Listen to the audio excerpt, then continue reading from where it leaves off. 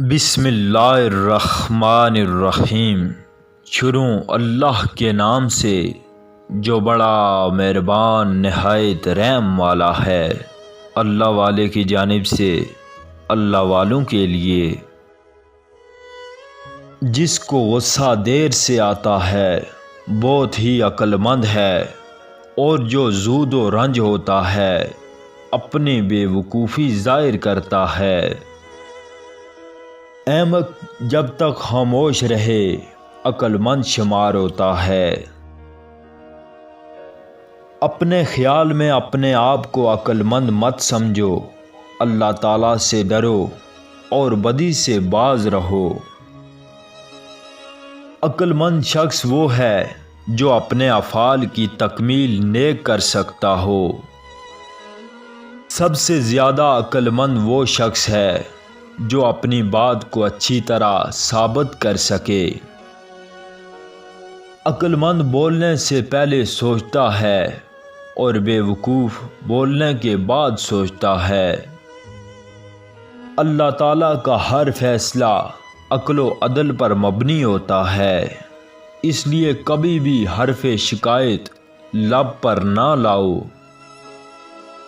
عقل مند وہ ہے کہ دنیا سے دستبردار ہو جائے اس سے پہلے کہ دنیا اس سے دستبردار ہو جائے۔ عقل و حکمت کے لیے ضروری ہے نظر نیچی رکھنا، سچ بولنا، عہد کو پورا کرنا، مہمان کی عزت کرنا، پڑوسی کی حمایت کرنا، اور جس بات سے کوئی فائدہ نہ ہو اسے ترک کر دینا۔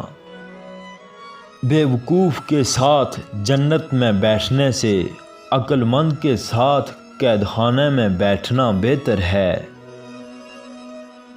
عقل مند وہ ہے جو کسی چیز سے ڈرنے اور اس میں مبتلا ہونے سے پہلے ہی اس کا اہتمام اور بندوبست کر رکھے۔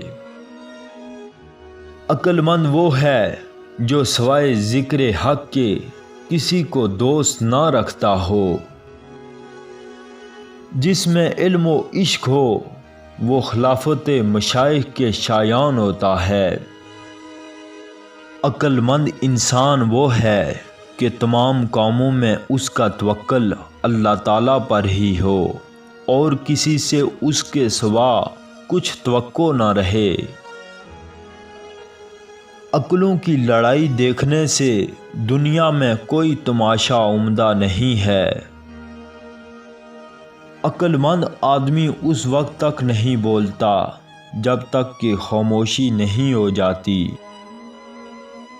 اگر روزی عقل سے حاصل کی جاتی تو دنیا کے تمام بے وقوف بھوکے مر جاتے۔ دو باتیں عقل کے خلاف ہیں، بولنے کے وقت خاموش رہنا اور خاموش رہنے کے وقت بولنا۔ ہر انسان اپنی عقل کو بڑا سمجھتا ہے اور اپنے بچوں کو خوبصورت سمجھتا ہے۔ عقل مندوں کو قتل کر دیا جائے تو بے وقوف ان کا بدل نہیں بن سکتے۔ وہ شخص سچ مچ کا عقل مند ہے جو غصے کی حالت میں بری بات منہ سے نہیں نکالتا۔